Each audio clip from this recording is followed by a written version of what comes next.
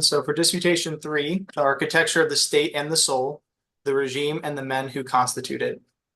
So our third question related to that disputation is about direction. Basically, what shapes what? The regime or the soul? Both Plato and Jefferson argue at different moments in both directions.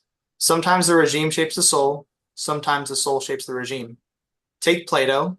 Most of book 8 is the regime shaping the soul. Each kind of city breeds its own kind of man.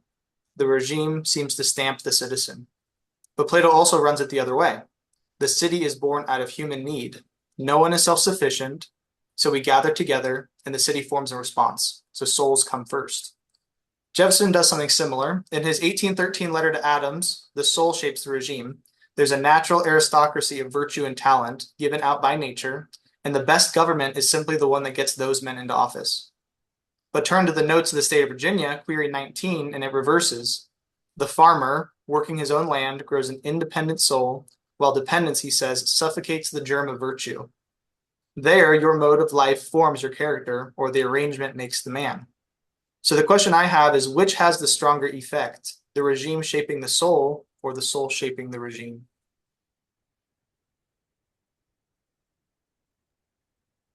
Great. I think I get to go first. We're just alternating, which is the right way for equals to rule. So I think I'm getting the better deal. But anyway, all right. So yeah, great question, Gary. And this is one of these perennial questions that we like to wrestle with, and we turn to philosophers for guidance on them and so on. So Socrates is going to say both of these are obviously true. In the public, the text that I'm briefing today. So the regime shapes the soul. Let's start there. What is a regime? Plato would say that a regime is a way that a human group orders itself, and it orders itself around a belief, a shared belief in what's good. Democracies believe that humans are equal and free, and therefore pursuing more equality and more freedom are good things, right? An oligarchy thinks that wealth is good, so pursuing more and more wealth is a good thing, and so on. So he wants to say that each group pursues a certain vision of what the good is, and shapes people accordingly. So if you're born into an oligarchy, you're going to grow up thinking wealth is great. If you're born into a democracy, you're going to start thinking freedom, and equality are great. And the education you receive is going to be shaped by that. And not just the education in school, but all the culture around you. So all of us who have been born into a democracy start life thinking that equality and freedom are good things, right? And we have to, revise those opinions, but we have a definite starting point. So it's undeniable, I think Socrates would say, and I think we'd agree, that the regime, understood in that way, shapes the way we understand the world. On the other hand, nature matters, says Socrates, right? And maybe in two ways that are important for us to keep track of. One is, as my Jeffersonian colleague, I think, is going to speak to in a second, nature gives us, people with different capacities. Some are really smart, some are really tall, some are really, whatever, right? These differences, many of them, seem to come from nature. In another way, too, nature kind of shapes things in that we aren't born with opinions. We human beings are born really needy and incapable of taking care of ourselves. We need to be instructed in all sorts of ways about the world. So society is constantly being besieged by barbarians in the form of infants who don't know anything and are just governed by their desires and are attacking institutions, right? And have to be acculturated and educated into those institutions. So nature really matters. And Socrates, I think, is useful as a corrective to some of our opinions, insofar as he says, nature really does matter. Like, don't forget about nature.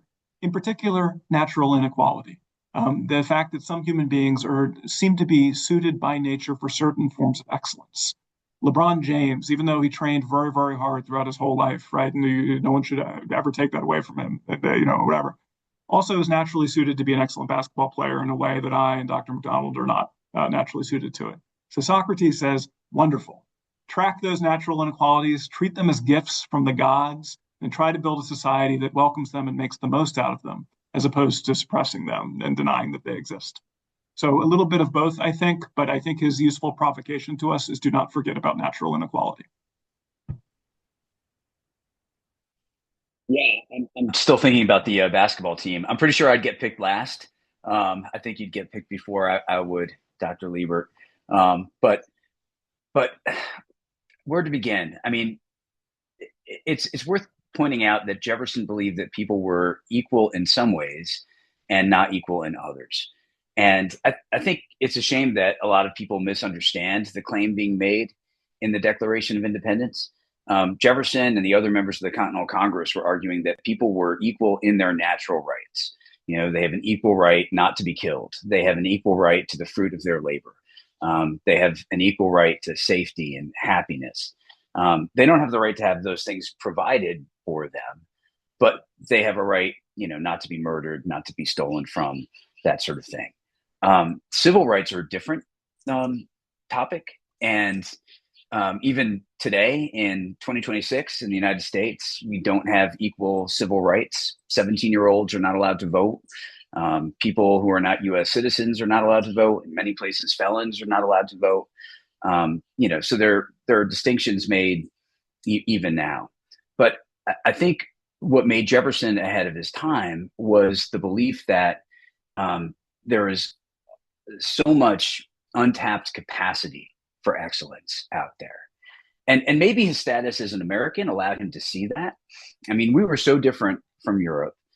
This was a time, you know, before the market revolution, before, you know, the economy really took off, before transportation advancement allowed for specialization and the like unbounded creation of wealth that we have enjoyed since about 1800.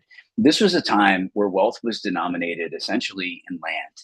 And only in America were we creating more of it, right? I mean, only in America did we have the capacity to push farther and farther west. And that provided people who came to America from Europe with unbounded opportunities compared to the people, you know, back in the old world.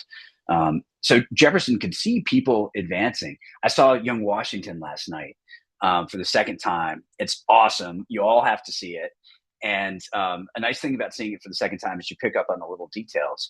Well, Washington, when he was at Fort Necessity, was elevated to the rank of colonel because a man named Joshua Fry fell off his horse and died of his injuries.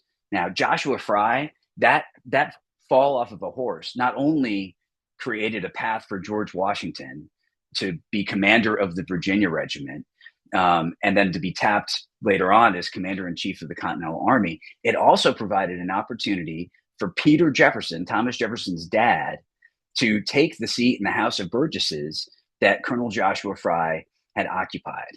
And by creating a path for Jefferson's dad, it created a path for Thomas Jefferson. Thomas Jefferson's dad was in many ways a lot like George Washington. He was a self-made man. He was born into sort of like junior varsity aristocracy. He married up into the Randolph family. He you know, rose through military service. He rose through the acquisition of land and moving to a part of Virginia, Albemarle County, which was sort of on the edge of the frontier. And so Jefferson is, you know, impressed by his father, impressed by all of the upward mobility that he sees around him. But he's also depressed by the existence of slavery and the profound inequality that the entire world, certainly not just America. I mean, America was so much better than most of the world, but the profound inequality that existed everywhere in the 18th century. And so Gary, you know, when he wrote that passage in the notes on Virginia that you read about how those who labor on the earth are the chosen people of God, because farmers are hardworking. If they own their own land, they answer to no one. That allows them to be independent of means. That allows them to be independent of mind. They're not under anyone's thumb. They have built-in incentives to be good neighbors. I mean, they're almost literally rooted in the earth. So, you know, if a neighbor wants to borrow a tool, they're going to loan the neighbor the tool. If they borrow something from a neighbor, they're going to, you know, return the tool in good order and without being asked twice, because they know that their reputation in a community like this matters. And all of that hard work, all of that virtue, all of that independence is going to pay off. But I think we should take note that when Jefferson idealizes the yeoman farmer, he's excluding two types of people. One type would be enslaved people who not only don't own their own land, they don't even own their own bodies. So that's tremendously unjust. And he's also excluding people like himself, who, you know, thanks to the upward mobility of his father, was born into a particular class in Virginia where I mean, Jefferson's first memory, he later recorded, was being carried on a pillow, looking up into the face of one of his parents' slaves. It was against the law to emancipate your slaves in Virginia. That Jefferson remembered trying to change that law excuse me, in 1769, but his proposal went down in defeat. For half of his life, it's not even legal in Virginia to emancipate slaves. So he too was born into this, profound system of inequality. But I think in the West, with all of this land, and with societies that we can shape and we can create according to our small r Republican principles, there was opportunity for both equality as well as upward mobility that no one had ever yet imagined.